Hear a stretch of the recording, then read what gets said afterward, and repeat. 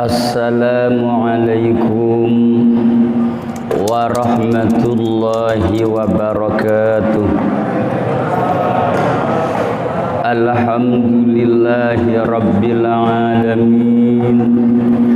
Wassalatu wassalamu ala asyrafil anbiya'i wal mursalin Sayyidina wa habibina wa syafi'ina Muhammadin wa ala alihi wa sahbihi ajma'in wa man tabi'ahum bi ihsanin ila yaumiddin.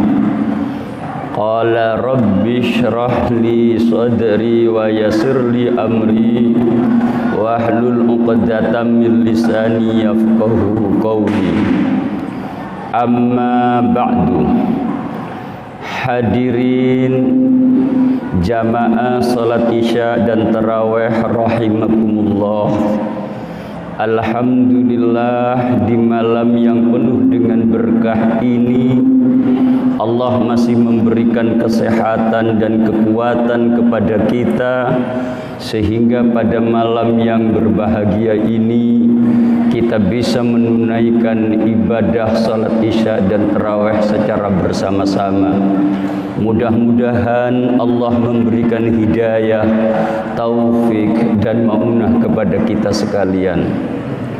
Hadirin rahimakumullah, tema pada malam hari ini adalah makna puasa dalam konteks pengendalian diri.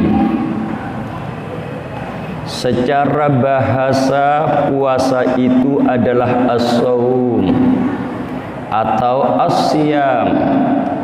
Kutiba alaikumus siyam kama kutiba alal ladzina min qablikum la'allakum tattaqun, yang artinya adalah al-imsak, mencegah, mengendalikan diri, sehingga ketika kita berpuasa, hal yang sangat urgen kita lakukan, mampu mengendalikan diri dan mencegah hal-hal yang mengantarkan puasa kita jadi rusak.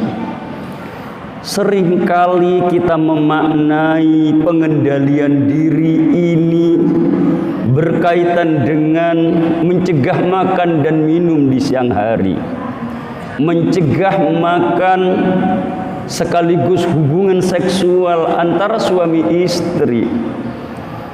Normatif syariah yang dimunculkan, yang lebih jauh yang harus kita kedepankan ketika kita berpuasa di bulan Ramadan ini adalah kemampuan mengendalikan spiritual ini. Bagaimana kita ini tidak menyakiti orang lain, bagaimana kita ini tidak iri dan dengki, bagaimana kita ini tidak sombong, takabur dan congkak, sehingga yang harus kita kendalikan diri ini bukanlah hal yang bersifat fisik, mencegah makan dan minum, hubungan seksual antara suami istri, tapi yang jauh lebih penting, hati inilah yang harus kita kendalikan diri. Hadirin rahimakumullah, mengapa puasa yang diwajibkan oleh Allah instrumen penting adalah pengendalikan diri? Manusia yang paling lemah di dalam hidup ini mengendalikan diri. Pengendalian inilah yang paling urgen di dalam diri manusia, sekaligus menjadi kelemahan hidup umat manusia. Nabiullah Adam alaihissalam diciptakan oleh Allah berada di dalam surga, dipersilahkan oleh Allah kepada Adam untuk menikmati segala yang ada di dalam surga. Wahai Adam, dipersilahkan engkau nikmati segala yang ada di dalam surga ini sepuas engkau. Puas Adam di dalam surga, nikmat Adam di dalam surga, tapi lama-kelamaan Adam mengalami sebuah kebosanan. Komplain kepada Allah, ya Allah, Apa arti sebuah kenikmatan yang engkau berikan kepadaku, toh pada akhirnya aku tidak nikmat ya Allah, aku tidak bahagia ya Allah. Allah kemudian bertanya kepada Adam, apa yang engkau inginkan wahai Adam? Istri, kata Adam. Sudah mulai muncul nafsu. Diberi oleh Allah istri yang bernama Hawa. Kedua-duanya ini bahagia berada di dalam surga. Tetapi di balik kebahagiaan kedua orang ini, Allah memberikan instruksi, wala taqraba hadhihi syajarah fatakuna minadh dhalimin. Wahai Adam dan Hawa, silahkan engkau berada di dalam surga ini, menikmati segala yang ada di dalam surga.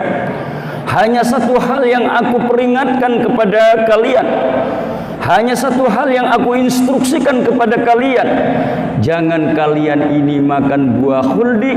Jika kalian ini makan buah khuldi, maka kalian termasuk orang yang zalim. Iblis mulai muncul untuk menggoda melalui Adam. Wahai Adam, segala yang diberikan oleh Allah kepadamu ini tidak satupun itu dilarang. Buah khuldi yang nikmat itu bukanlah dilarang. Kalau ada yang mengatakan bahwa itu dilarang, itu yang mengatakan iblis. Iblis mengatakan iblis. Apa kata Adam? Enggak, Allah melarang kami untuk tidak makan. Dirayu, dan dirayu, Adam tetap bertahan, tidak bisa melanggar. Kemudian iblis datang kepada Hawa, wahai Hawa, seluruh yang ada di dalam surga ini adalah untuk kalian. Jika kalian ini dikatakan bahwa buah khuldi ini adalah larangan untuk dimakan, maka yang mengatakan itu adalah iblis. Hawa mulai berpikir, jangan-jangan iya, jangan-jangan iblis ini iri pada kita sehingga kita tidak menikmati buah khuldi. Lama-kelamaan Hawa berkompromi dengan Adam dengan mengatakan, wahai suamiku, tampaknya buah khuldi ini tidak dilarang. Kalau kemudian ada yang mengatakan itu dilarang, itu adalah iblis yang menggoda kita. Apa yang terjadi? Kedua orang ini makan buah khuldi yang pada akhirnya Allah menurunkan kedua orang ini ke muka bumi ini. Pengendalian diri rasanya sulit, padahal hanya satu, untuk tidak makan. Nabiullah Adam alaihi salam adalah manusia sempurna, adalah manusia pertama kali. Apalagi kita dari keturunan beribu-ribu keturunan yang mungkin rasanya sulit untuk mengendalikan diri terhadap apa yang dilarang oleh Allah. Oleh karena itu, ketika kita berpuasa di bulan Ramadan, jangan hanya berpikir kita ini mencegah makan dan minum, jangan kita hanya berpikir mencegah hubungan seksual suami istri, tapi di balik itu semuanya mengendalikan hal-hal yang dilarang oleh Allah Subhanahu wa ta'ala. Hadirin rahimakumullah, secara khusus ketentuan-ketentuan yang ada di dalam Al-Quran. Apa di antara ketentuan yang ada di dalam Al-Quran? Allah berfirman, ya ayyuhalladzina amanu jtanibu katsiran minadh-dhann inna ba'dadh-dhanni itsm wa la tajassasu wa la yaghtab ba'dukum ba'da ayuhibbu ahadukum an ya'kula lahma akhihi fakarihtum.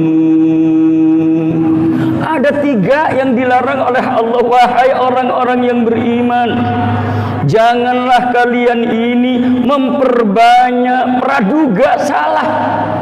Sesama komunitas muslim, sebentar-sebentar kita menganggap orang itu salah, sebentar-sebentar menganggap diri kita paling benar, seakan-akan kehidupan ini hanya milik kita. Dilarang. Mari kita positive thinking kepada orang lain, apalagi di bulan Ramadan ini. Jangan-jangan kita yang salah. Orang berjalan dianggap oleh kita sombong. Orang berjalan kita anggap iri. Hindari suudzon ini. Di bulan Ramadan ini penting. Wala tajassasu, jangan mencari kesalahan orang lain. Mana ada orang hidup di muka bumi ini yang tidak ada salah? Setiap manusia hidup di muka bumi ini pasti ada kesalahan. Rasul saja punya salah, Rasul saja punya dosa, apalagi kita. Jangan menganggap kita suci, jangan menganggap kita bersih. Tidak satupun manusia ini yang suci dan bersih. Pasti ada yang salah. Kullu bani Adam khata'un wa khairul khata'in at-tawwabun, kata Rasul. Setiap anak keturunan Adam adalah orang yang melakukan salah. Sebaik-baik orang yang melakukan salah adalah orang yang bertobat. Jadi konsep tentang kemanusiaan bahwa manusia itu pasti melakukan kesalahan. Oleh karena itu, jangan kita mencari kesalahan orang lain, karena di dalam diri kita ada kesalahan dan kekeliruan. Dan yang terakhir, jangan menghibah saudara kita. Jangan menyakiti hati kita. Jangan membuat hak terhadap orang lain. Mari kita bangun persaudaraan secara hakiki. Saudara-saudara kita ini adalah bagian dari tubuh kita, yang kalau kita ghibah sama halnya kita memakan daging mereka, sangat menjijikkan, seperti bangkai yang kita makan. Oleh karena itu, mari kita berpikir positif. Mari kita jangan mencari kesalahan orang lain, dan mari kita jangan menghibah orang lain. Puasa ini kendalikan segala hal-hal yang mengantarkan puasa kita menjadi rusak. Tidak hanya sekedar meninggalkan makan dan minum, tidak hanya sekedar meninggalkan hubungan seksual di siang hari, tapi yang jauh lebih penting, larangan-larangan Allah yang termaktub di dalam Al-Quran, larangan-larangan Allah yang termaktub di dalam As-Sunnah, mari kita hindari secara khusus yang menyangkut hal pembersihan jiwa ini. Mudah-mudahan Allah memberikan hidayah, pertolongan, sehingga kita menjadi orang yang sukses di bulan Ramadan ini, yang tidak hanya sekedar mencegah makan dan minum serta hubungan seksual, tapi yang jauh lebih dari itu, menjaga hati kita supaya hati kita bersih. Ihdinas siratal mustaqim. Wassalamualaikum warahmatullahi wabarakatuh.